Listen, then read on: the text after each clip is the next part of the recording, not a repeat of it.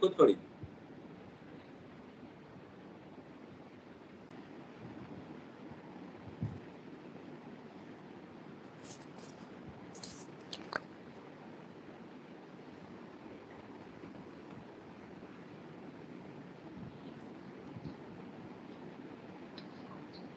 ಒಂದು ನಿಮಿಷ.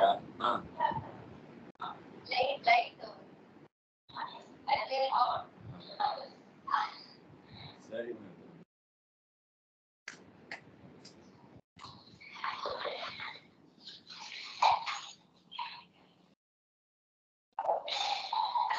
ಕಾಣಿಸ್ತಿದ್ಯಾ?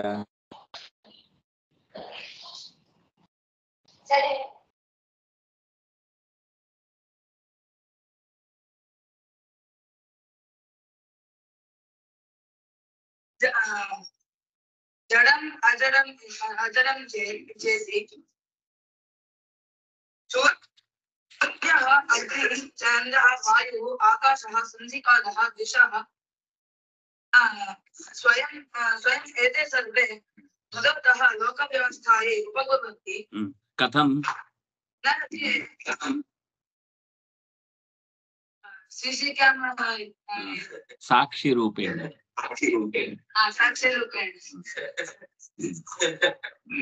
CC camera इति मया अवगमनार्थं तथा उक्तं। ते सर्वे साक्षिणः। नरके अस्माभिः कृतम् अपराधं दृष्ट्वा दण्डं निर्णयं कुर्वन्ति। पश्य, नरके अस्माभिः किमुक्तं भवता? कृतम् अपराधं दृष्ट्वा। अस्तु, इदानीम् अपराधः कुत्र क्रियते? भूमौ। नरके कृतानाम् अपराधानां शिक्षा दीयते इति भवति, न तु नरके कृतानाम् अपराधानाम् इति अन्वयः कर्तुम् अर्हति। ಯಾರೋ ಒಬ್ರು ಬಸ್ಸಲ್ಲಿ ಮುಂದೆ ಅವರ ಮನೆಯವರು ಹತ್ತಿದ್ದಾರೆ, ಹಿಂದಿನಿಂದ ಅವರ ಗಂಡ ಹತ್ತಿದ್ದಾನೆ. ಅವನು ಕಂಡಕ್ಟರ್ ಬಂದು ಕೇಳಿದಂತೆ, ಎಲ್ರಿ ನಿಮ್ ಟಿಕೆಟು? ಅದೇ ಹಿಂದ್ಗಡೆ ಕನ್ನಡಕ ಹಾಕೊಂಡಿದಾರಲ್ಲ ಅವ್ರ ಹತ್ರ ಕೇಳಿ. ಓ, ನಿಮ್ ಮನೆಯವರು ಹಿಂದ್ಗಡೆ ಬೇರೆ ಕನ್ನಡಕ ಹಾಕೋತಾರ ಅಂತ ಅವ್ನು ಕೇಳ್ತಾನೆ.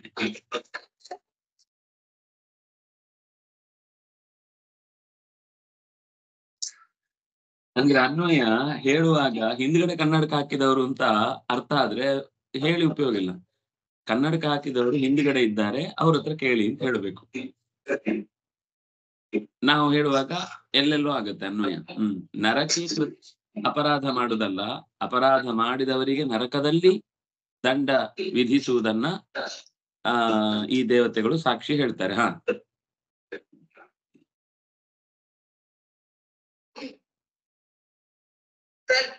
तद्देहानुगुणं भोजनम् अस्ति तत्र नरके। सर्वेषां जीवने पापपुण्य भवतः एकः देहः पुण्यो भवतः पुण्ये भवतः पापञ्च पुण्यञ्च पापपुण्ये पापपुण्ये भवतः एकः देहः अस्ति चेत् तेन देहेन एकमपि कर्म अवश्यं भवति। शरीरे सुखदुःखे भवतः देहस्य आभ्यन्तरमपि सुखदुःखे भवतः वयं किं कुर्मः तदनुगुणं सुखदुःखे भवतः इति अन्तिमपाठः आसीत्। जन्माद्यस्य यतोऽन्वयादितरतश्चार्थेष्वभिघ्नस्वराट् तेने ब्रह्महृदादिकवये मुह्यन्ति यं सूरयः वायुमृतां यथा विनिमयो यत्र त्रिसर्गोऽमृता मन्यसेन सदा निरस्तकुहकं सत्यं परं धीमहि यं प्रव्रजन्तमनुपेतमेतकृत्यं पुत्रे सन्नेतया सर्वोऽपि मे गुरु ಸಂಸರ್ಗಭೂತಹೃದಯಂ ದೇವಾನತೋಸ್ಮಿ ನಾರಾಯಣಂ ನಮಸ್ಕೃತ್ಯ ನರೋತ್ತಮಂ ದೇವೀಂ ಸರಸ್ವತೀಂ ವ್ಯಾಸಂ ತತೋ ಗ್ರಂಥಮುಪೀಡಯೇ ಸ್ವಸ್ತ್ಯಸ್ತು ಸತಾಂ ಹರಿಃ ಓಂ. अस्माभिः यमदूतानां यमदूत दूतानां मध्ये या कथा जाता, संवादः जातः, तस्मिन् विषये इदानीं पश्यन्तः स्मः. तत्र धर्मस्य विषये आधारभूतः वेदः, तदधिकृत्यैव धर्माणां निर्णयं क्रियते इति तत्र निरूपितम्. तस्मिन्नेव विषये अग्रे पुनः कथयति. ದೇವಶ್ರೇಷ್ಠರಾದ ಓ ಯಮದೂತರೇ, ಜನ್ಮಾಂತರದಲ್ಲಿ ಮಾಡಿದಂತಹ ತ್ರಿಗುಣಗಳ ಪ್ರಭಾವದಿಂದ ನಡೆದಂತಹ ಕರ್ಮಗಳನ್ನೇ ಊಹಿಸಿ ಅವರಿಗೆ ದೇಹದ ಪಾತವಾದ ಬಳಿಕ ನರಕದಲ್ಲಿ ಶಿಕ್ಷೆ ಕೊಡುವ ವ್ಯವಸ್ಥೆ ಮತ್ತು ಅದರ ಒಳ್ಳೆ ಕೆಲಸ ಆಗಿದ್ರೆ ಅದಕ್ಕೆ ಪುಣ್ಯಕ್ಕೆ ಅದರ ಜೋಡಣೆ, ಇನ್ನು ಅದರ ಜೊತೆಗೇನೆ ವರ್ತಮಾನದ ಅನುಭವಗಳನ್ನ ಪಡಿಲಿಕ್ಕೂ ಹಿಂದಿನ ಕೆಲವು ಕರ್ಮಗಳು ಕೂಡ ಕಾರಣವಾಗ್ತಾ ಹೋಗ್ತಾ ಇರುತ್ತೆ. ಹೀಗೆ ಭೂತ, ಭವ್ಯ, ಭವಿಷ್ಯತ್ತು ಮೂರೂ ಕಾಲಕ್ಕೆ ಸಂಬಂಧಪಟ್ಟ ಪುಣ್ಯ ಪಾಪಗಳನ್ನ ದೂತರಾದವರು ಊಹಿಸ್ತಾರೆ. ಅಂದ್ರೆ ಈಗ ಯಮದೂತರಾದವರು ಅಥವಾ ವಿಷ್ಣು ದೂತರಾದವರು ಅವರು ಅದರ ಗುಣವನ್ನ ಗುರುತಿಸ್ತಾರೆ ಅಥವಾ ದೋಷವನ್ನ ಅರ್ಥ ಮಾಡಿಕೊಳ್ತಾರೆ. ಎಲ್ಲರ ಶರೀರದಲ್ಲಿ ಅಂತರ್ಯಾಮಿಯಾಗಿ ಶ್ರೀಹರಿ ಹಿಂದಿನ ಮತ್ತು ಮುಂದಿನ ಎಲ್ಲ ಪಾಪ ಪುಣ್ಯಗಳನ್ನ ಪ್ರತ್ಯಕ್ಷವಾಗಿ ಕಾಣ್ತಾನೆ. ಅವನು ಕಂಡದ್ರಿಂದ ತತ್ವಾಭಿಮಾನಿ ದೇವತೆಗಳು ಕೂಡ ಕಾಣ್ತಾರೆ. ಭಗವಂತ ಕಂಡದ್ದನ್ನ ಉಳಿದ ತತ್ವಾಭಿಮಾನಿ ದೇವತೆಗಳು ಕೂಡ ಕಾಣ್ತಾರೆ. ಹಾಗೆ ಸಂಯಮನಿ ಅಂತ ಯಮನಪುರದ ಹೆಸರು. ಯಮನ ರಾಜಧಾನಿ ಯಾವುದು ಅಂದ್ರೆ ಸಂಯಮನಿ ಅಂತ ಆ ಪುರದ ಹೆಸರು. ನಿಮಗೆ ಒಂದು ಕೆಲಸ ಹೇಳಿದ್ದೆ, ನೆನ್ಪಿದ್ಯಾ? ಎಷ್ಟಾಗಿದೆ?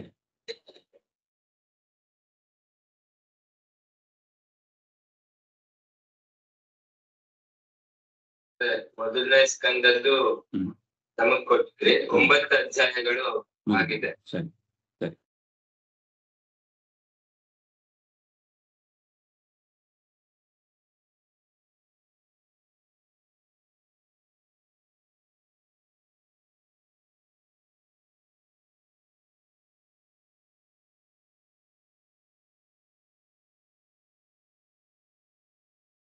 ಮುಖ್ಯವಾಗಿ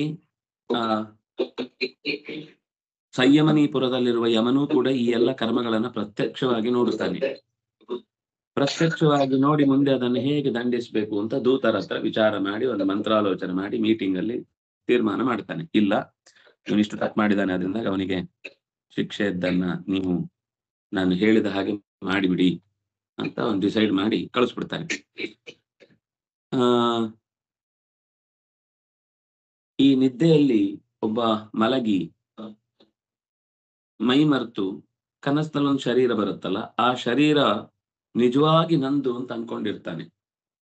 ವಸ್ತುತಃ ಕನಸಿನಲ್ಲಿ ಇರುವ ಶರೀರ ಅವನದಲ್ಲ, ಅವನಿಗೆ ಅದೊಂದು ಕೇವಲ ಅನುಭವ ಅಷ್ಟೇ. ಆದ್ರೆ ಶರೀರದಿಂದ ಆಗುವ ಅನುಭವನ ಅವನು ಅನುಭವಿಸಿದ್ದಾನೆ. 100ಕ್ಕೆ 100 ಸುಳ್ಳಲ್ಲ ಅದು. ಆದ್ರೆ ಶರೀರ ಎದ್ದಾಗ ಏನಿದೆಯೋ ಅದೇ ಶರೀರ ಅಲ್ಲಿದೆ ಅಂತ ಅನ್ಕೊಂಡಿರ್ತಾನೆ, ಅದು ಸುಳ್ಳು. ಅಲ್ಲೊಂದು ಆಕ್ಸಿಡೆಂಟ್ ಆಗಿ ಕೈ ಹೋಗಿರುತ್ತೆ, ಆದ್ರೆ ಇಲ್ಲಿ ಎದ್ದಾಗ ಕೈ ಇರುತ್ತೆ. ಅವನು ಅಲ್ಲಿ ಆಕ್ಸಿಡೆಂಟ್ ಆದ ಶರೀರದ ಕೈಯೇ ಇಲ್ಲೂ ಅದೇ ಶರೀರದ ಕೈ ಹೋಗಿದೆ ಅಂತ ಸಿಂಕ್ರನೈಸ್ ಆಗತ್ತಲ್ಲ, ಅದು ತಪ್ಪು. ಹೊರತು ಅಲ್ಲಿ ಅವನು ತಿಂದದ್ರಿಂದ ಖುಷಿ, ನೋಡಿದ್ರಿಂದ ಖುಷಿ, ಮಾತಾಡಿದ್ರಿಂದ ಖುಷಿ, ಇದೆಲ್ಲ ನೀನು ಅನುಭವಿಸಿದ್ದಾನೆ. ಜ್ಞಾನ ಅನ್ನೋದು ಸುಳ್ಳಲ್ಲ ಅವನಿಗೆ ಬಂದದ್ದು. ಎದ್ದೇಳುವಾಗ ನಾಯಿ ಓಡಿಸ್ಕೊಂಡು ಬಂದದ್ದಕ್ಕೆ ಬೆವರು ಹತ್ತಿರುತ್ತೆ, ಏಳುವಾಗ ನೋಡಿದ್ರೆ ಮೈಯೆಲ್ಲ ಬೆವರಿರುತ್ತೆ. ಅಂದ್ರೆ ಭಯ ಆಗಿದೆ, ಅಥವಾ ತುಂಬಾ ಖುಷಿ ಪಟ್ಟು ಏನೋ ಪಾಯಸ ಎಲ್ಲ ಚಪ್ಪರಿಸಿ ತಿಂದ್ಬಿಡಿದಾನೆ. ಎಲ್ಲ ಕೆಳಗಿನಿಂದ ಹಂಗೆ ಇಳಿದು ಬಿಟ್ಟಿರುತ್ತೆ ಚಾಪೆಯಲ್ಲಿ ಮಲಗಿ ಹೇಳುವಾಗ ಬಾಯಿ. ಅಂದ್ರೆ ಈ ಕ್ರಿಯೆಗಳು ದೇಹದಲ್ಲಿ ಕಾಣ್ತಾ ಇರೋದ್ರಿಂದ ಅದು ಪೂರ್ತಿ ಸುಳ್ಳಲ್ಲ. ಇನ್ನೂ ಒಂದು ಮುಖ್ಯ ಕಾರಣ, ಬೆಳಗ್ಗೆ ಬಿದ್ದ ಕನಸು ತುಂಬಾ ಒಳ್ಳೆಯ ಶಕುನವಾಗಿದ್ರೆ ಅಥವಾ ಕೆಲವೊಮ್ಮೆ ಕೆಟ್ಟ ದೃಷ್ಟಿಯನ್ನ ಅದು ಬೀರುವುದಿದ್ರೆ ಆವಾಗ ಅದೊಂದು ಸೂಚನೆ ಕೊಡುತ್ತೆ. ಯಾವತ್ತು ಇಲ್ಲದ ವಸ್ತು ಯಾವುದೇ ಶಕುನವನ್ನ ಕೊಡ್ಲಿಕ್ಕೆ ಸಾಧ್ಯ ಇಲ್ಲ. ಸುಳ್ಳಾದ ವಸ್ತುವಿನಿಂದ ಶಕುನ ಬರ್ಲಿಕ್ಕೆ ಸಾಧ್ಯ ಇಲ್ಲ. ಶಕುನ ಸಿಗ್ಬೇಕು ಅಂದ್ರೆ ಆ ವಸ್ತು ನಿಜವಾಗಿ ಏನೋ ಒಂದು ಇಂಡಿಕೇಟ್ ಮಾಡ್ಬೇಕದು.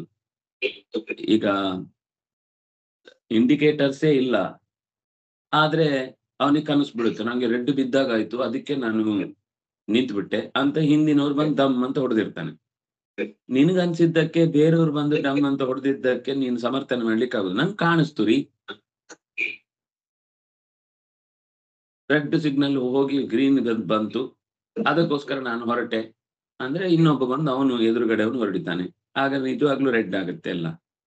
ಈ ಸ್ಥಿತಿಯನ್ನ ನಾನು ಸಮರ್ಥಿಸಿ ನಂಗೆ ಅದು ಗ್ರೀನ್ ಕಾಣಿಸ್ತು ಅದಕ್ಕೋಸ್ಕರ ನಾನು ಹೋದೆ ಅಂದ್ರೆ ನಮ್ಗೆ ವ್ಯಕ್ತಿಗತವಾಗಿ ಕಂಡದ್ದನ್ನು ಎಲ್ಲರಲ್ಲೂ ನಾವು ಅದನ್ನು ಸಮರ್ಥಿಸ್ಲಿಕ್ಕೆ ಆಗಲ್ಲ. ಕಾಣ್ತಿದೆ ಅಂದ್ರೆ ಎಲ್ಲರಿಗೂ ಕಾಣ್ಬೇಕು. ಸುಳ್ಳಾದ ವಸ್ತುವಿನಿಂದ ಶಕುನವನ್ನ ಹೇಳಲಿಕ್ಕೆ ಸಾಧ್ಯ ಇಲ್ಲ. ಹಾಗೆ ಕನಸು ಕೂಡ ಸುಳ್ಳು ಹೌದು. ಯಾವ ವಿಷಯದಲ್ಲಿ ಸುಳ್ಳು ಅಂದ್ರೆ ನಿದ್ದೆಗೂ ಎಚ್ಚರಕ್ಕೂ ಒಂದು ಸಮಸ್ಥಿತಿಯನ್ನ ಕಾಣ್ತಾನೆ ಅವನು. ಕಾಣುವಾಗ ಎಚ್ಚರದಲ್ಲಿದ್ದಾಗ ಏನಾಗ್ತಿದೆಯೋ ಅದನ್ನೇ ನಾನು ಕನಸಿನಲ್ಲಿ ಅನುಭವಿಸ್ತಾ ಇದ್ದೇನೆ ಅಂತ ಅನ್ಕೊಂಡಿರ್ತಾನೆ, ಅದು ಸುಳ್ಳು. ಕನಸಿನಲ್ಲಿ ಆಗ್ತಾ ಇರೋದು ಸತ್ಯ, ಅದು ಕನಸಿಗೆ ಎಂಡ್ ಆಗುತ್ತೆ. ಎಚ್ಚರ ಬಂದಾಗ ಮತ್ತೆ ಕನಸಿನಂತೆ ಅಂತ ಎಷ್ಟೋ ಸಲ ಯಾಕೆ ಹೇಳುದು ಅಂದ್ರೆ ಅದು ಶಾಶ್ವತ ಅಲ್ಲ, ಎಚ್ಚರ ಆದಾಗ ಎಲ್ಲ ಹೊರಟೋಗುತ್ತೆ. ಹಾಗೆ ಜೀವನಿಗೂ ಜ್ಞಾನ ಬಂದಾಗ ಅಜ್ಞಾನ ಅನ್ನೋದು ಹೋದಾಗ ಆಗ ಸತ್ಯ ಏನು ಅಂತ ಅವನಿಗೂ ಗೊತ್ತಾಗುತ್ತೆ. ಹೀಗೆ ಹಿಂದಿನ ಮುಂದಿನ ಜನ್ಮದ ವ್ಯವಸ್ಥೆಯನ್ನ ಜೀವ ಮರ್ತು ಬಿಟ್ಟಿರ್ತಾನೆ, ಅವನಿಗೇನು ಗೊತ್ತಿಲ್ಲ. ನಮ್ಗೀಗ ಹೋದ ಜನ್ಮದಲ್ಲಿ ಏನಾಗಿದೆ ಅಂತ ಗೊತ್ತಾ? ಇಲ್ಲ. ಮುಂದಿನ ಜನ್ಮ ಏನಾಗುತ್ತೆ ಅಂತ ಗೊತ್ತಾ? ನಾಯಿಯೋ ಕ್ರಿಮಿಯೋ ಕೀಟವೋ ಅಮೀಬಾವೋ ಇನ್ನೇನೋ ಅಂತ ಇನ್ ಕೊರೋನಾ 56 ಅಂತ ಏನೋ ಒಂದಿದ್ರೆ ಅದ್ರದ್ದು ಕೀಟಾಣು ಆಗ್ತೀವೋ ಯಾರಿಗ್ ಗೊತ್ತು. ಪರಿಸ್ಥಿತಿ ನಮ್ ಕೈಯಲ್ಲಿ ಇಲ್ಲ. ಅದರಿಂದಾಗಿ ಜೀವ ತನಗೆ ಬಂದ ಶರೀರವನ್ನ ಈಗ ಏನ್ ಬಂದಿರುತ್ತೋ ಅದನ್ನೇ ಶಾಶ್ವತ ಅಂತ ಅನ್ಕೊಂಡಿರುತ್ತೆ. ಅದ್ರ ಮೇಲೆ ವ್ಯಾಮೋಹ ಬೆಳೆಯುತ್ತೆ. ಒಬ್ಬನಿಗೆ ತತ್ವಜ್ಞಾನಿ ಅಂದ್ರೆ ಒಂದು ಸಿದ್ಧಿ ಇತ್ತು, ಅವನಿಗೆ ಮುಂದೇನಾಗತ್ತೆ ಅಂತ ಗೊತ್ತಾಗ್ತಿತ್ತು. ಅವನಿಗೆ ಗೊತ್ತಾಯ್ತು ತಾನೇನಾಗ್ತೇನೆ ಅಂತ. ಮಗನಿಗೆ ಹೇಳ್ಬಿಟ್ಟಿದ್ದ, ನೋಡು ನಾನು ಈಗ ನನಗೊಂದು ಕೆಟ್ಟ ಜನ್ಮ ಬರುತ್ತೆ, ನೀನ್ ಅದನ್ನ ಹೊಡೆದು ಸಾಯಿಸ್ಬಿಡು ಅಂತ. ಸಾಯ್ತಾನೆ. ಸತ್ತ ಮೇಲೆ ಅಪ್ಪ ಹೇಳಿದ ಅಡ್ರೆಸ್ ಹುಡ್ಕೊಂಡು ಹೋದ್ರೆ ಆ ಗಲ್ಲಿಯಲ್ಲಿ ಒಂದು ಮೋರಿಯ ಕೆಳಗಡೆ ಒಂದು ಹಂದಿಗಳಲ್ಲಿ ಒಂದು ಸಿಕ್ಕಾಪಟ್ಟೆ ಮರಿಗಳು. ಆ ಮರಿಯಲ್ಲಿ ಒಂದು ಬಿಳಿ ಬೆನ್ನಿನ ಮೇಲೆ ಗೆರೆ ಇರುವ ಒಂದು ಹಂದಿ. ಅವನದು ಲಕ್ಷಣ ಹೇಳ್ತಾನೆ, ಬಿಳಿ ಗೆರೆ ಬಿದ್ದಿರುತ್ತೆ, ನೀನ್ ಅದನ್ನ ನೋಡಿ ನನಗ ಹಂದಿ ಜನ್ಮ ಬೇಡಪ್ಪ, ನಾನು ಅದಕ್ಕಿಂತ ಮತ್ತೆ ಮುಂದೆ ಉತ್ತಮ ಜನ್ಮ ಹೋಗ್ಬೇಕು ಅಂತ ಹೇಳಿದ್ದ ಮಗನಿಗೆ. ಅವನು ಕೋವಿ ಹಿಡ್ಕೊಂಡು ಹೋಗಿ ಅದ್ರ ಮುಂದೆ ನಿಂತು ಅದನ್ನು ಹೊಡಿಬೇಕು ಅಂತ ಹೋದಾಗ ಅದು ಅವನ ಕಾಲ್ ಬಿದ್ದು ಕೇಳ್ಕೊಳ್ತೇವೆ, ದಯವಿಟ್ಟು ನಾನು ಹೊಡಿಬೇಡ, ನಾನು ಅವತ್ತೇನೋ ಹೇಳ್ಬಿಟ್ಟಿದ್ದೆ, ಇದೇ ಚೆನ್ನಾಗಿದೆ, ಮೋರಿಯಲ್ಲಿ ಸಿಗುವಂತ ಪದಾರ್ಥಗಳು ಏನ್ ರುಚಿಯಾಗಿರುತ್ತೋ ಅದನ್ನ ವರ್ಣಿಸ್ಲಿಕ್ಕೆ ಸಾಧ್ಯ ಇಲ್ಲ, ಅದರಿಂದಾಗಿ ನನ್ನ ಸುಖ ಸೌಖ್ಯವನ್ನ ದಯವಿಟ್ಟು ಕಸ್ಕೋಬೇಡ, ನಿನಗೆ ಏನಾದ್ರೂ ಇದ್ರೆ ತಾನಾಗಿ ನಂಗೆ ದೇವರು ಕೊಟ್ಟ ಶರೀರ ಹೋದ್ಮೇಲೆ ಸರಿ ಹೋಗುತ್ತೆ, ಈಗ ನನ್ನನ್ನು ಕೊಲ್ಬೇಡ, ನಂಗೆ ಈ ಶರೀರದಲ್ಲಿ ತುಂಬಾ ಆನಂದ ಇದೆ ಅಂತ ಅವನು ಹೇಳ್ತಾನೆ. ನಮ್ಗೀಗ ಶರೀರ ಒಂದ್ ಹಂದಿಯಿಂದಾಗ ವಿಚಿತ್ರ ಅನ್ಸಿರುತ್ತೆ.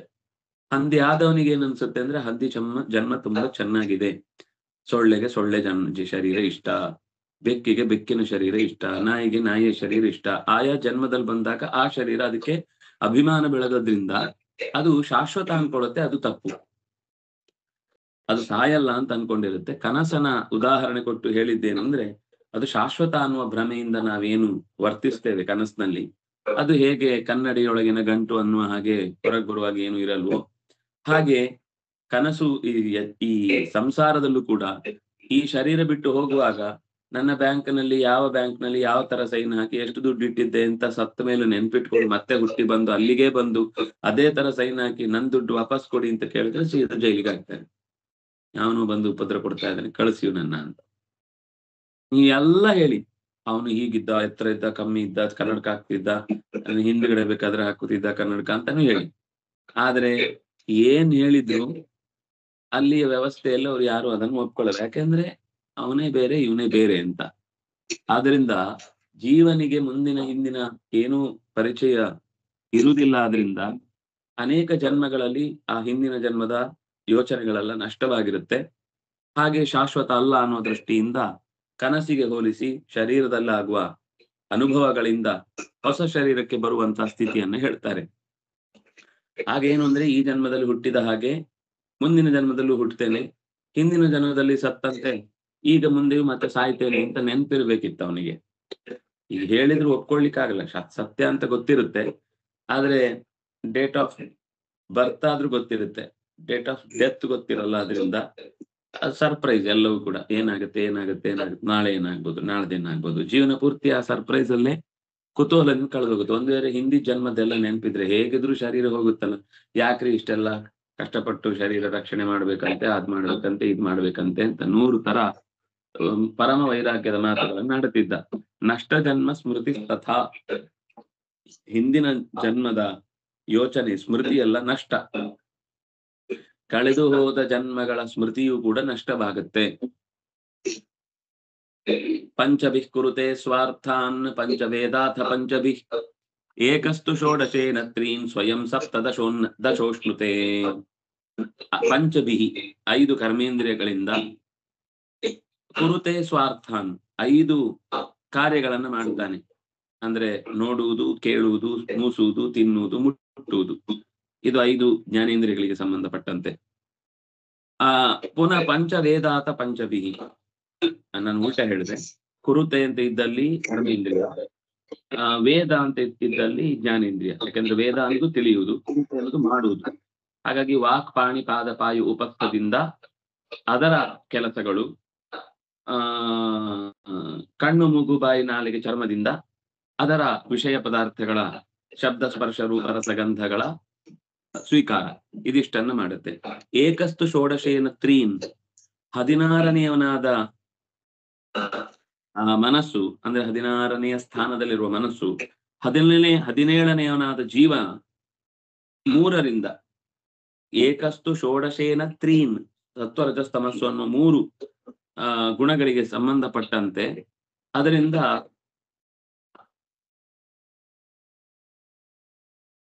ಸಪ್ತದಶ ಅಂದ್ರೆ ಜೀವ, ಸಪ್ತದಶ ತ್ರೀನ್ ಅಶ್ನುತೆ, 3 ಅನುಭವಿಸ್ತಾನೆ. ಏನೆಲ್ಲ? ಸುಖ ದುಃಖ, ಸುಖ ದುಃಖ ಮಿಕ್ಸ್. ಅದು ಒಂದು ರುಚಿಯಾದ ಪದಾರ್ಥ ಹೀಗೆ ತಿಂತಾ ಇರ್ತಾನೆ, ಅದರ ಮಧ್ಯದಲ್ಲೇ ಒಂದು ಹಲ್ಲು ಮೇಲೆ ಕಟುಮ್ ಅಂತ ಒಂದು ಕಲ್ಲು ತುಂಡು ಸಿಕ್ಬಿಡುತ್ತೆ. ಅಯ್ಯೋ, ಸುಖ ಅನುಭವಿಸ್ತಾ ಇರೋದು ಅದರ ಜೊತೆಗೇನೆ ಒನ್ ಠಮ್ ಅಂತ. ಆದ್ರೆ ಅದನ್ನ ಅಷ್ಟನ್ನು ಉಗುಳ್ಲಿಕ್ಕೆ ಅದು ತುಂಬಾ ಇಷ್ಟಪಟ್ಟು ಬಾಯಿಗೆ ಹಾಕೊಂಡಿದ್ದು. ಆಮೇಲೆ ನಿಧಾನಕ್ಕೆ ಅದು ಎಲ್ಲಿದೆ, ಒಂದ್ಸತಿ ನಾಲಿಗೆಯಿಂದ ನಾನು ರುಚಿ ಅನುಭವಿಸ್ತಾ ಇರ್ತಾನೆ, ಇನ್ನೊಂದ್ ಕಡೆಯಿಂದ ಕಲ್ಲು ಹುಡುಕ್ತಾ ಇರ್ತಾನೆ. ಅದು ಸುಖ ದುಃಖ ಮಿಶ್ರ. ಹಾಗಾಗಿ ಸುಖ ದುಃಖ ಮಿಶ್ರವಾದ ಒಂದು ಭಾವ, ಅದರ ಜೊತೆಗೆ ಸುಖ ಪ್ರತ್ಯೇಕವಾದ ಒಂದು ಸುಖ, ಪ್ರತ್ಯೇಕವಾದ ಒಂದು ದುಃಖ ಅಂತ. ಹೀಗೆ ಸುಖಂ ದುಃಖಂ ತಥಾ ಮಿಶ್ರಂ ಅಂತಾನೆ ಫಲಗಳ ಬಗ್ಗೆ ಹೇಳುವಾಗ 17ನೇ ಅಧ್ಯಾಯದಲ್ಲೂ ಒಂದ್ ಕಡೆ ಸುಖ ದುಃಖ ಮಿಶ್ರ ಅನ್ನುವ ಫಲವನ್ನ ಹೇಳುವುದಿದೆ. ಆ 3 ಅವನು ಅನುಭವಿಸ್ತಾನೆ. 17ನೆಯವನು 16ನೆಯ ಮನಸ್ಸಿನಿಂದ, 5 ಪಂಚ ಇಂದ್ರಿಯಗಳಿಂದ, 5 ಪಂಚ ಕರ್ಮೇಂದ್ರಿಯಗಳಿಂದ, 5 ವಿಷಯ ಪದಾರ್ಥಗಳನ್ನು 3 ಪ್ರಭಾವದಿಂದ, ಸತ್ವರಜಸ್ತಮಸ್ಸು ಅನ್ನೋ ಗುಣಗಳ ಪ್ರಭಾವದಿಂದ ಒಬ್ಬನೇ ಆಗಿರುವಂತಹ ಜೀವ ಒಬ್ಬನೇ ಉಣ್ಬೇಕಾ? ಅಲ್ಲಿ ಅವನ ಜೊತೆಗೆ ಯಾರು ಬರಲ್ಲ. ಕರ್ಕೊಂಡು ಹೋಗುವಾಗ ಶರೀರದಿಂದ ಮತ್ತೊಂದು ಶರೀರಕ್ಕೆ ಕರ್ಕೊಂಡು, ನನ್ನ ಫ್ರೆಂಡ್ಸ್ ಜೀವನ ಪೂರ್ತಿ ಮ್ಯೂಚುವಲ್ ಫಂಡ್ ಅಲ್ಲೇ ನಾವು ಜೀವನ ಮಾಡಿದ್ದು, ಅವನನ್ನು ಒಟ್ಟಿಗೆ ಹೋಗುದು, ಏನಿದ್ರು ನಮ್ ಮ್ಯೂಚುವಲ್ ಅಂತ ಹೇಳಿ ಅವನನ್ನು ಹೇಳ್ಕೊಂಡು ಹೋಗ್ಲಿಕ್ಕೆ ಆಗಲ್ಲ. ಅಥವಾ ಅವನು ಹೇಳ್ಕೊಂಡು ಹೋಗುವಾಗ ಇವನನ್ನ ಭಾರಿ ಫ್ರೆಂಡ್ ಅಂತ ಮಾತಾಡೋದು, ಬಾ ಅಂದ್ರೆ ನಾ ಬರಲ್ಲ, ನಿಂದು ಇದ್ರೆ ನೀನ್ ಟಿಕೆಟ್ ತಗೋ, ನೀನ್ ಹೊರಡು, ನಾನು ಆಮೇಲೆ ಬರ್ತೀನಿ, ನನಗೆ ಇನ್ನೂ ಕೆಲವೆಲ್ಲ ಕೆಲಸ ಇದೆ, ಮಕ್ಕಳನ್ನ ನೋಡ್ಕೋಬೇಕು, ವ್ಯವಹಾರದಲ್ಲಿ ಕೂಡಿಸ್ಬೇಕು, ಜವಾಬ್ದಾರಿಗಳು ತುಂಬಾ ದೊಡ್ಡದಿದೆ, ನಿನ್ಗೆ ಅರ್ಜೆಂಟ್ ಇದ್ರೆ ಹೋಗ್ಬಾ, ನಾನು ಆಮೇಲೆ ಬರ್ತೇನೆ ಅಂತ ಆ ಜೀವ ಬಿಡುವ ಸಂದರ್ಭದಲ್ಲಿ ಒಬ್ಬನೇ ಹೋಗ್ಬೇಕು. ಅವನ ಜೊತೆಗೆ ಬರುದು ಅವನ ಕರ್ಮಗಳು ಅಷ್ಟೇ. ಅವನು ಒಳ್ಳೆಯ ಕರ್ಮ ಕೆಟ್ಟ ಕರ್ಮ ಅದರಲ್ಲಿ ಯಾವುದು ತಪ್ಸ್ಕೊಳ್ಳಲ್ಲ. ಯಥಾಧೇನು ಸಹಸ್ರೇಶಿ ವತ್ಸೋ ಗಚ್ಚತಿ ಮಾತರಂ. ಹೇಗೆ ಸಾವಿರಾರು ಕರುಗಳ ಹಸುಗಳ ನಡುವೆ ಸಾವಿರಾರು ಹಸುಗಳ ನಡುವೆ ತಾಯಿಯನ್ನ ತಪ್ಪಿಸಿಕೊಂಡ ಕರು ಹುಡುಕಿಕೊಂಡು ಬಂದ್ರೆ ಹೇಗೆ ತನ್ನ ತಾಯಿಯ ಎಚ್ಚಲಿಗೆ ಹೋಗಿ ಅದು ಬಾಯಿ ಹಾಕಿ ತನ್ನ ತಾಯಿಯನ್ನು ಗುರುತಿಸುತ್ತೋ, ಹಾಗೆ ಕರ್ಮ ಅವನ ಬೆನ್ನ ಹಿಂದೆ ಬಂದು ಅವನನ್ನೇ ಅನುಸರಿಸಿ ಅವನಿಗೆ ಅದರ ಪುಣ್ಯ ಪಾಪಗಳ ಫಲವನ್ನ ಉಣುವಂತೆ ಮಾಡುತ್ತೆ.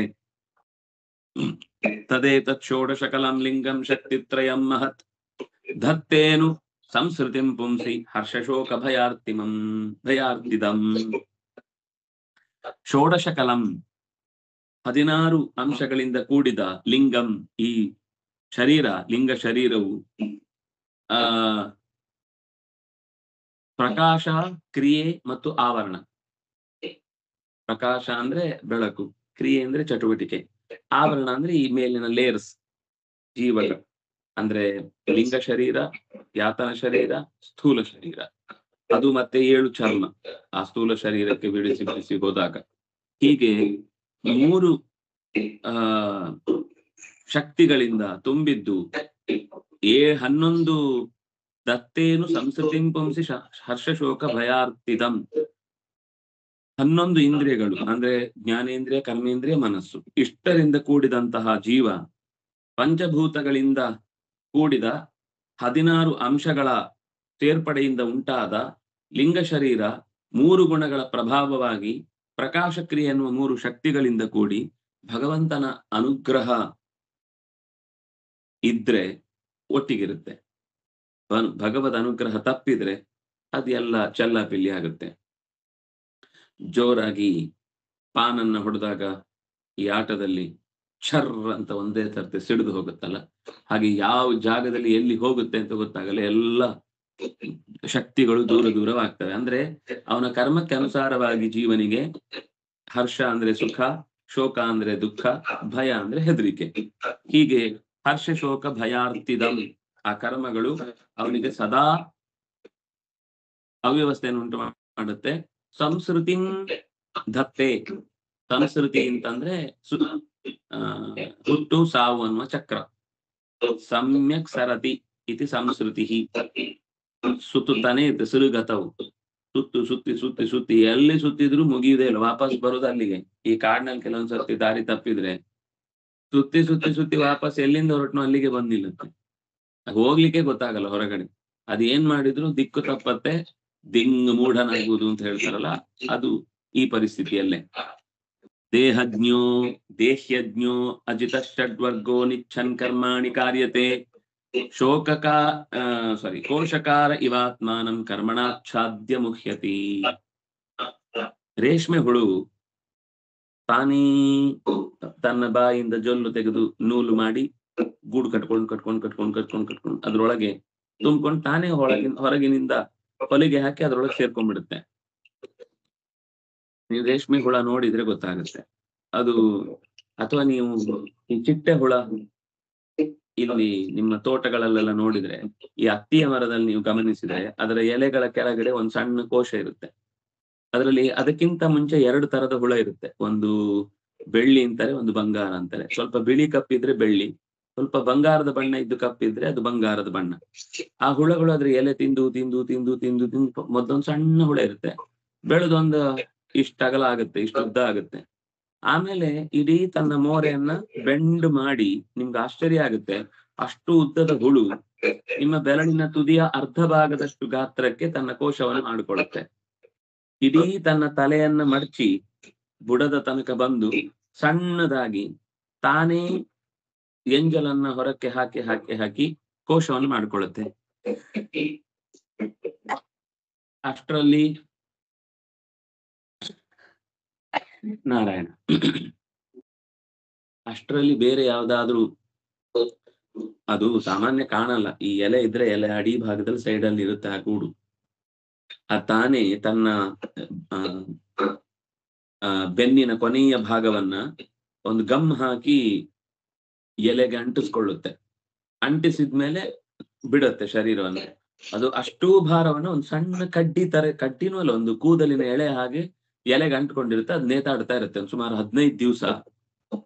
ಆ ಕೋಶ ಹಾಗೆ ಇರುತ್ತೆ.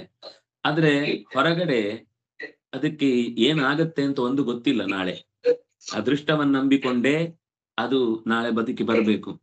ಮಧ್ಯದಲ್ಲಿ ಗಾಳಿ ಜೋರಾಗಿ ಬಂದು ಮರ ನೆಗೆದೋಯ್ತು, ಮಳೆ ಬಂದು ಎಲೆ ಕಿತ್ತು ಕೆಳಕ್ಕೆ ಬಿದ್ದು ನೀರಲ್ಲಿ ಕೊಚ್ಕೊಂಡು ಹೋಯ್ತು, ಅಥವಾ ಒಂದು ಮಿಂಚು ಬಿದ್ದು ಸಿಡಿಲು ಬಿದ್ದು ಇದ್ದಕ್ಕಿದ್ದಾಗ ಮರ ಸುಟ್ಟೇ ಹೋಯ್ತು, ಇದು ಯಾವುದರ ನಿರೀಕ್ಷೆಯೂ ಅದಕ್ಕಿಲ್ಲ. ಆದ್ರೆ ತನ್ನ ಕೆಲಸ ಮಾತ್ರ ತಾನು ಮಾಡ್ಕೊಳ್ತಾ ಇರುತ್ತೆ. ಮಾಡ್ಕೊಂಡು ಆ 15 ದಿವಸಗಳಲ್ಲಿ ತಾನೇ ಕಟ್ಟಿದ ಕೋಶದ ಒಳಗೆ ತಾನು ಯಾಕೆ ಕಟ್ಟಿಕೊಳ್ತಾ ಇದ್ದೇನೆ ಅಂದ್ರೆ ಮುಂದೆ ಬೆಳಿಲಿಕ್ಕೆ ಅನ್ನೋದು ಸತ್ಯ. ಆದ್ರೆ ಅದು ಕೋಶದ ಒಳಗೆ ಹೋದ್ಮೇಲೆ ಏನೂ ಗೊತ್ತಾಗುದಿಲ್ಲ, ಬಂಧಿಯಾಗಿ ಬಿಡುತ್ತೆ. ಹಾಗೆ ಮನುಷ್ಯ ತಾನೇ ಮಾಡಿದ ಕರ್ಮದಿಂದ ತನಗೆ ಗರ್ಭವಾಸದಂತಹ ಕೋಶಗಳನ್ನ ಅವನೇ ಕಟ್ಟಿಕೊಳ್ತಾನೆ. ಕೇಳಿ ಅಪ್ಲಿಕೇಶನ್ ಹಾಕಿ ತಗೊಂಡ ಹಾಗೆ ಮತ್ತೆ ಮತ್ತೆ ಗರ್ಭದಲ್ಲಿ ಬಂದು ಕತ್ತಲೆಯ ಗೂಡಿನಲ್ಲಿ ಹೊರಗಿನ ಯಾವ ತಿಳುವಳಿಕೆಯೂ ಇಲ್ಲದೆ ಬಿದ್ದು ಹೋಗ್ತಾನೆ. ಆದ್ರಿಂದಾಗಿ ಜೀವ ಅಜ್ಞಾನೇಂದ್ರಿಯ ಮತ್ತು ಪ್ರಧಾನವಾದ ಮನಸ್ಸು ಅನ್ನುವ 6 ಇಂದ್ರಿಯಗಳಿಂದ ಕಾಮಕ್ರೋಧಾದಿ 6 ವೈರಿಗಳನ್ನ ಅಪ್ಪಿಕೊಳ್ತಾನೆ. ವಸ್ತುತಃ ನಿಗ್ರಹಿಸಬೇಕಾದದ್ದು. ಹಾಗೆ ನಿಗ್ರಹಿಸದೆ ಹೋದ್ರಿಂದ ಬೇಡವಾದ ಕರ್ಮಗಳನ್ನು ಮಾಡುತ್ತಾನೆ. ಅದಕ್ಕೆ ತ್ರಿಗುಣಗಳು ತುಂಬಾ ಸಹಕಾರ ಕೊಡುತ್ತೆ. ಹೀಗೆ ಕರ್ಮಗಳಿಗೆ ವಶನಾಗಿ ತನಗೆ ಒದಗುವ ಅನರ್ಥದ ಬಗ್ಗೆ ತಿಳುವಳಿಕೆ ಇಲ್ಲದೆ ಬಂಧನದೊಳಗೆ ಕೋಶದೊಳಗೆ ಹುಳಮರಿ ಸಿಕ್ಕಿ ಹಾಕಿಕೊಳ್ತಾನೆ. ಇದು ಒಂದು. ಅಂದ್ರೆ ನೀವು ಗಮನಿಸ್ತಾ ಹೋಗಿ ಎಲ್ಲ ಕಡೆಯಲ್ಲೂ ಒಂದಲ್ಲ ಒಂದು ರೀತಿಯಿಂದ ಒಂದು ಪ್ರಕೃತಿಯ ಸಂಪರ್ಕ ಇದೆ. ಎಲ್ಲಾ ಅಧ್ಯಾತ್ಮದ ವಿಷಯದಲ್ಲೂ ಕೂಡ ಪ್ರಕೃತಿಯ ವಿಚಾರ ಇಲ್ಲದೆ ಅಧ್ಯಾತ್ಮವನ್ನು ಹೇಳುವುದೇ ಇಲ್ಲ. ಯಾಕೆಂದ್ರೆ ನಮ್ಗೀಗ ಪೇಟೆಯಲ್ಲಿ ಏನಾಗುತ್ತೆ, ಇದೆಲ್ಲ ನೋಡ್ಲಿಕ್ಕೆ ಸಿಗುದಿಲ್ಲ, ಅದಕ್ಕೆ ಇದು ಅರ್ಥ ಆಗುದು ಕಷ್ಟ. ಯಾಕೆ ಗುರುಕುಲ ಎಲ್ಲ ಸಾಮಾನ್ಯ ಕಾಡಿನ ಮಧ್ಯದಲ್ಲಿ ಇರ್ತಿತ್ತು ಅಂದ್ರೆ ಅವರಿಗೆ ಶಾಸ್ತ್ರ ಚೆನ್ನಾಗಿ ಅರ್ಥ ಆಗ್ಬೇಕು ಅಂದ್ರೆ ಪ್ರಕೃತಿಯ ಪ್ರತಿಯೊಂದು ಸಣ್ಣ ಸಣ್ಣ ವಿಷಯಗಳನ್ನು ಅವರು ಎತ್ತಿ ತೋರಿಸಿ ಅದರಲ್ಲಿ ಸತ್ಯವನ್ನ ಬಿಡಿಸಿ ಹೇಳ್ತಿದ್ರು. ಆ ಸತ್ಯ ಬಿಡಿಸಿ ಹೇಳುವಾಗ ಎದುರುಗಡೆ ಆ ಘಟನೆ, ಪ್ರಾಕೃತಿಕವಾದ ಘಟನೆ ಎದುರುಗಡೆ ಇದ್ರೆ ಸಂದೇಹನೇ ಬರುವುದಿಲ್ಲ. ಆಮೇಲೆ ಬಹಳ ಚೆನ್ನಾಗಿ ಈಗ ಜೇಡನ ಉದಾಹರಣೆ ಕೊಡ್ತಾರೆ, ಭಗವಂತ ಸೃಷ್ಟಿ ಹೇಗ್ ಮಾಡ್ತಾನೆ ಅಂತ ಹೇಳುವಾಗ. ಆಮೇಲೆ ಪೃಥ್ವಿಯಲ್ಲಿ ಸಸ್ಯಗಳ ಬೆಳವಣಿಗೆ ಹೇಗೋ ಹಾಗೆ ಭಗವಂತ ಸೃಷ್ಟಿ ಮಾಡ್ತಾನೆ ಅಂತ ಹೇಳ್ತಾರೆ. ಮನುಷ್ಯನ ತಲೆ ಮೇಲೆ ಬೆಳೆಯುವ ಕೂದಲು ಹೇಗೆ ಅನಾಯಾಸವಾಗಿ ನಾವೇನು ಪ್ರತಿ ದಿವಸ ಅದಕ್ಕೆ ಬುಡ ಕೆತ್ತಿ ಗೊಬ್ಬರ ಹಾಕಿ ನೀರ್ ಹಾಕಿ ತಲೆ ಕೂದಲು ಬೆಳೆಸ್ಬೇಕಾ? ತಲೆ ಇದೆ ಅಂತ ಆದ್ಮೇಲೆ ಬೆಳೀತಾ ಇರುತ್ತೆ. ಕೆಲವರಿಗೆ ಪಾಪ ಗೊಬ್ಬರ ಖಾಲಿ ಆಗಿರುತ್ತೆ, ಆಮೇಲೆ ಬೆಳೆಯಲ್ಲ, ಅದು ಬೇರೆ ಸೈಟ್ ತಗೊಂಡ್ಬಿಡ್ತಾರೆ ಯಾರಾದ್ರು. ಆದ್ರೆ ಅದು ಅವ್ರು ಕೇಳಿ ಬರುವುದಲ್ಲ, ಅದು ದೈವಿಕವಾದ ಸಹಜ ದೇಹದ ಪ್ರಕೃತಿ.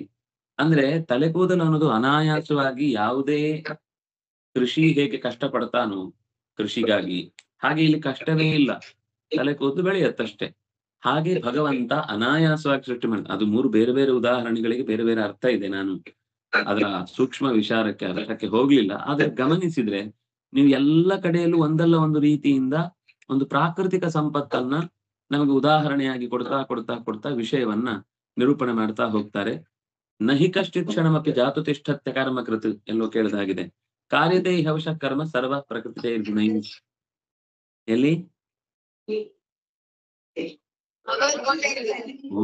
ಭಾಗವನ್ ಗ್ರಂಥ ಇದೆಯಲ್ವಾ? ಅದರಲ್ಲಿ ಈ ಶ್ಲೋಕ ಬಂದ ಹಾಗೆ ಇಲ್ಲೂ ಅದನ್ನೇ ಮತ್ತೆ ಆ ವಿಷ್ಣು ದೂತರು ಯಮದೂತನಿಗೆ ಹೇಳ್ತಾನೆ. ಅಂದ್ರೆ ಕರ್ಮದ ಬಗ್ಗೆ ಬಂತು, ಆದ್ರಿಂದ ಇದನ್ನು ಹೇಳಬೇಕಾಯ್ತು.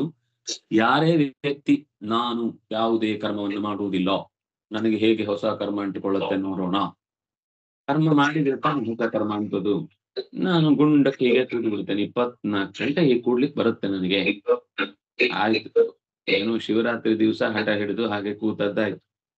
ಆದ್ರೆ ಮರು ದಿವಸ ಬೆಳಿಗ್ಗೆ ಹೊಟ್ಟೆ ಚುರುರು ಅಂದಾಗ ಏನ್ ಮಾಡುದು? ಎದುರುಗಡೆ ಪಕ್ಕದಲ್ಲಿ ಇದ್ದವರೆಲ್ಲ ತಟ್ಟೆ ಹಾಕೊಂಡು ಬಿಸಿ ಬಿಸಿ ಗಂಜಿ ಬಿಸಿ ಬಿಸಿ ಸಾರು ಹಾಕೊಂಡು ತುಪ್ಪದ ಜೊತೆಗೆ ಸುರ್ರು ಅಂತ ಹೇಳಿದ ತಿಂತಾ ಇರ್ಬೇಕಾದ್ರೆ ಇವರಿಗೆ ಕೈ ಕಾಲೆಲ್ಲ ನಡಲಿಕ್ಕೆ ಶುರುವಾಗುತ್ತೆ. ಏನಿದು, ಒಬ್ರಾದ್ರೂ ಊಟ ಮಾಡು ಅಂತ ಆದ್ರೂ ಹೇಳ್ಬಾರ್ದ? ನಾನೇ ವ್ರತ ಬಿಡಬೇಕು ಅಂತ ಕಾಯ್ತಿದ್ದಾರೆ, ಏನ್ ಮಾಡುದು ಅಂತ ಟೆನ್ಷನ್ ಶುರುವಾಗುತ್ತೆ ಅವನಿಗೆ. ಆಗ ಅನಿವಾರ್ಯವಾಗಿ ಕೈ ತೆಗಿತಾನೆ, ತಟ್ಟೆ ಕೈ ಹಾಕ್ತಾನೆ, ಕಲಸ್ತಾನೆ, ತಿಂತಾನೆ. ಒಂದು ವಿಷಯ ಏನು ಅಂದ್ರೆ ಹೊರಗಡೆ ಇದ್ದಕ್ಕೆ ಬೇಕಾದ್ರೆ 24 ಗಂಟೆ ಕಾಯ್ಬಹುದು, ಹೇಗಿದ್ರು ಸಿಟ್ಟಲ್ಲಾದ್ರೂ ಶಿವರಾತ್ರಿ ಉಪವಾಸ ಆಯ್ತು ಅಂತ ಯಾರ ಮೇಲೋ ಸಿಟ್ಟು, ಇವತ್ತು ಊಟ ಮಾಡಲ್ಲ ಅಂತ ಕೂತ. ಆಯ್ತಪ್ಪ, ಪುಣ್ಯಕ್ಕೆ ನೀನ್ ಶಿವರಾತ್ರಿ ಸಿಟ್ ಮಾಡ್ಕೊಂಡಿದ್ದು ಒಳ್ಳೇದಾಯ್ತು. ಇಲ್ಲ ಅಂದ್ರೆ ಮನೇಲಿ 50 ರೂಪಾಯಿ ಖರ್ಚಾಗದ್ರೊಳಗೆ 500 ರೂಪಾಯಿ ಖರ್ಚಾಗ್ತಿತ್ತು. ಅದ್ ಮಾಡ್ಕೊಡು, ಇದ್ ಮಾಡ್ಕೊಡು, ಹಿಂಗ್ ಮಾಡ್ಕೊಡಲ್ಲ. ಅನ್ನ ಒಂದ್ ತಿನ್ನಲ್ಲ ಅನ್ನೋದು ಒಂದೇ ಕತೆ ಉಪವಾಸ. ಅನ್ನದ 10 ಪಟ್ಟು ತಿಂದು ಊಟದಷ್ಟೇ ಪಲಾರ ಎಲ್ಲಾ ತಿಂದು ಅದು ಚೂರು ಇದು ತಿಂದ್ರೆ ಸರಿ ಹೋಗಲ್ಲ, ಚೂರು ಇದನ್ ತಿಂದ್ರೆ ಇನ್ನೊಂದ್ ತಿಂತೇನೆ, ಮತ್ತೊಂದ್ ತಿಂತೇನೆ, ತುಪ್ಪಿಟ್ಟು ಅವಲಕ್ಕಿ ಪಾಯಸ ಅಂತ ಆಗ್ಬಿಡುತ್ತೆ. ಆ ಹಂತವನ್ನ ತಲುಪುವ ಮನುಷ್ಯನಿಗೆ ಎಚ್ಚರ ಇರ್ಬೇಕಾದದ್ದು ಏನು ಅಂತಂದ್ರೆ, ಶರೀರದಿಂದ ಹೊರಗಿನಿಂದ ಸ್ಥಿರವಾಗಿ ಕೂತಿದ್ರು ಕೂಡ ಒಳಗಿನಿಂದ ಮನಸ್ಸು ಓಡ್ತಾ ಇರುತ್ತೆ. ಓಡುದಂದ್ರೆ ಏನು? ಅದ್ರ ಸ್ಪೀಡ್ ಲಿಮಿಟ್ ಅನ್ನ ನಾವು ಇಲ್ಲಿ ತನಕ ಯಾರು ಹುಡುಕಿ ಹೇಳಲಿಕ್ಕೆ ಬರ್ಲೇ ಇಲ್ಲ. ಮನಸ್ಸಿನ ಸ್ಪೀಡ್ ಲಿಮಿಟ್ ಏನು ಅಂತ. ಈಗ ಹೀಗಿದ್ದಿದ್ದು ಮರುಕ್ಷಣದಲ್ಲಿ ಆ ಅಮೆರಿಕಾದ ಯಾವ್ದೋ ಒಂದು ಬೊಂಬೆ ಹೀಗೆ ಕೈಯಲ್ಲಿ ಒಂದು ಧ್ವಜ ಅದ್ಯಾವ್ದು ದೀಪ ಹಿಡ್ಕೊಂಡದ್ರ ಮೇಲೆ ಹೋಗಿ ನಿಂತ್ಕೊಂಡು ಅಲ್ಲಿಂದ ಒಂದು ಫೋಟೋ ತೆಗ್ದೆ ಹೇಗೆ ಅಂತ ಯೋಚನೆ ಮಾಡ್ತಾ ಇರುತ್ತೆ. ಆದ್ರಿಂದ ಜಗತ್ತಿನ ಯಾವುದೇ ಜಾಗಕ್ಕೂ ಕೂಡ ಕ್ಷಣ ಮಾತ್ರದಲ್ಲಿ ಮನಸ್ಸು ಓಡುತ್ತೆ. ಆದ್ರಿಂದ ಮನಸ್ಸಿನ ವೇಗದ ನಿಯಂತ್ರಣಕ್ಕೆ ಇಲ್ಲಿ ತನಕ ಯಾರು ಒಂದು ಮೀಟರ್ ಕಂಡಿಡಿದಿಲ್ಲ, ಇಂಥ ಪ್ಯಾರಾಮೀಟರ್ ಅಲ್ಲಿ ಇದನ್ನು ಹೇಳಬೇಕು, ಆಗಲ್ಲ. ಆದ್ರೆ ಆ ಮನಸ್ಸು ಸುಮ್ನೆ ಕೂಡುದಿಲ್ಲ ಅನ್ನೋದ್ರಿಂದ ಒಂದು ತಾತ್ಪರ್ಯ ಏನು ಅಂದ್ರೆ, ಕರ್ಮ ಮಾಡ್ತಾ ಇರುತ್ತೆ. ನಾವ್ ಅನ್ಕೊಳ್ದು, ನಾನು ಹೀಗೆ ಒಂದು ಪಾತ್ರೆಯನ್ನು ತೆಗೆದಿಟ್ಟೆ, ಯಾರಿಗೂ ಬೈದೆ, ಹೊಡೆದೆ, ಇದು ಮಾತ್ರ ಕ್ರಿಯೆ ಅಂತ. ಕ್ರಿಯೆ ಅನ್ನೋದು ಕೇವಲ ದೈಹಿಕ ಮಾತ್ರ ಅಲ್ಲ, ಮಾತಾಡುವುದು ಒಂದು ಕ್ರಿಯೆ, ಆಲೋಚಿಸುವುದು ಒಂದು ಕ್ರಿಯೆ. ಈ ಆಲೋಚಿಸುವುದು ಅನ್ನೋ ಕ್ರಿಯೆಗೂ ಪಾಪ ಪುಣ್ಯಗಳ ಲೆಕ್ಕ ಇದೆ. ಕೆಟ್ಟದನ್ನ ಆಲೋಚಿಸಿದ್ರೆ ಅದಕ್ಕೊಂದು ಕೆಟ್ಟ ಪಾಪ ಇದೆ, ಒಳ್ಳೇದನ್ನ ಆಲೋಚಿಸಿದ್ರೆ ಅದಕ್ಕೊಂದು ಪುಣ್ಯ ಇದೆ.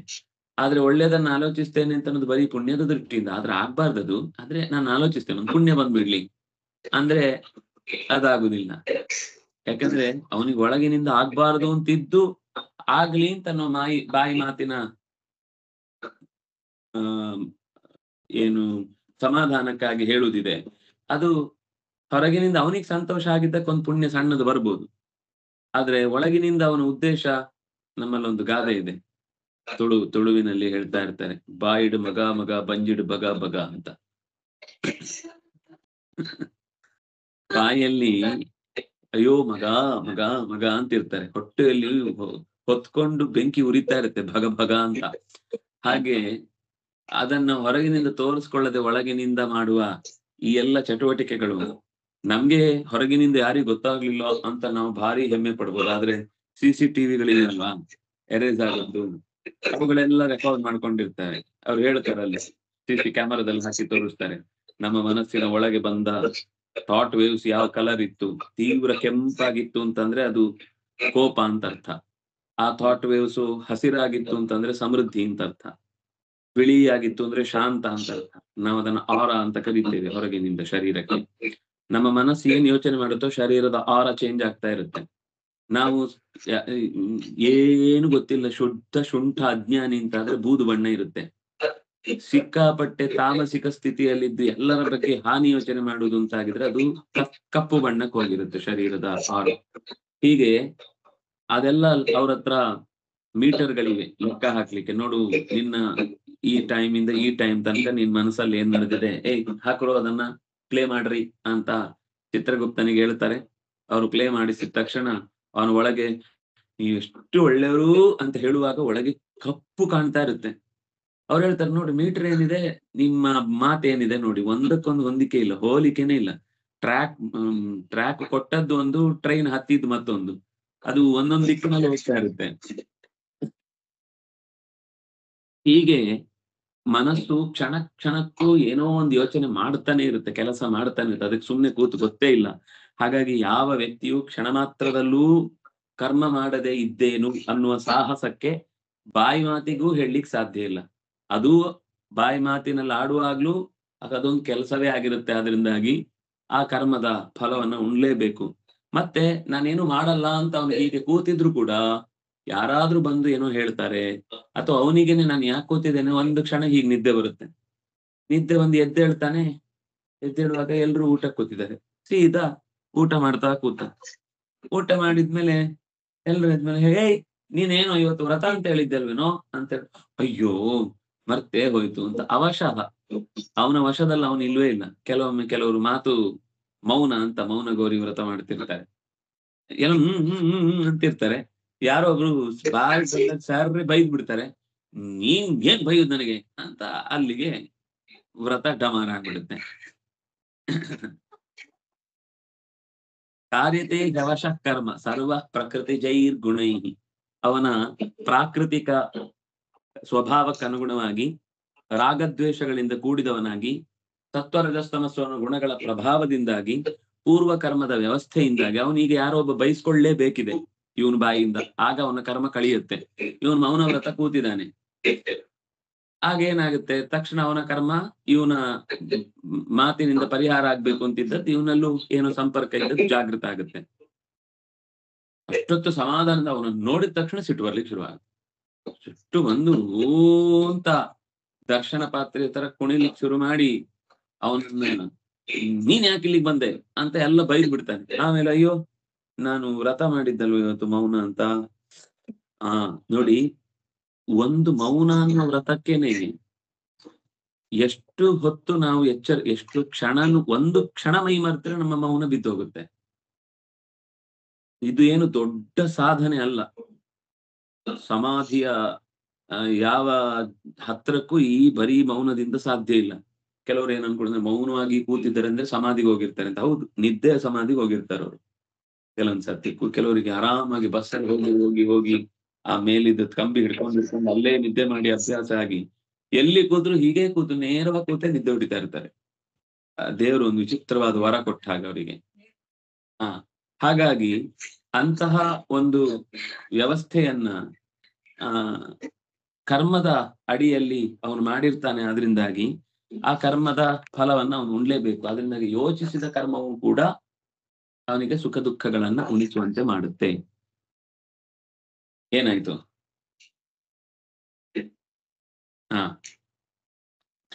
ಲಬ್ಧ್ವಾ ನಿಮಿತ್ತಮವ್ಯಕ್ತಂ ವ್ಯಕ್ತಾವ್ಯಕ್ತಂ ಭವತ್ಯುತ ಯಥಾ ಯೋನಿ ಯಥಾ ಬೀಜಂ ಸ್ವಭಾವೇನ ಬಲೀಯತ. ಆಯ್ತು, ಟೈಮ್ ಆಯ್ತು.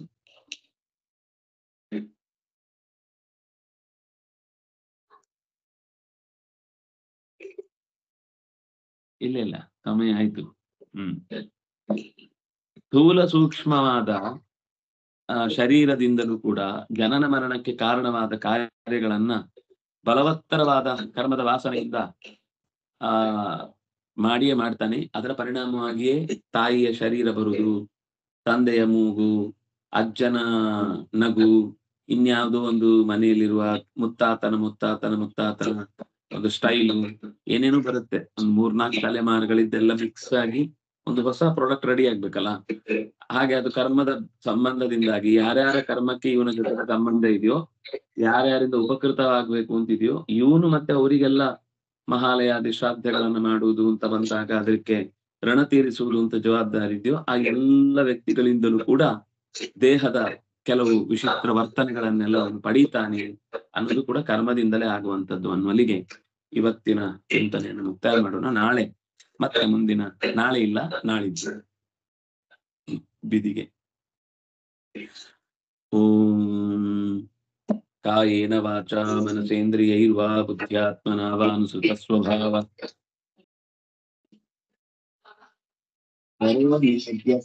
ಪರಸ್ಮೈ ನಾರಾಯಣೇತಿ ಸಮರ್ಪಯಾಮಿ. ತಪಸ್ವಿನೇದಾನತರಾಯ ತಪ್ಪಿನೇ ಮನಸ್ಸಿನ ವಿದರ್ಶನಂದಲಾಯ ಋಣಾಯದರ್ಪಣಂ ತಸ್ಮೈ ಶುಭಗಣತೆ ನಮಃ.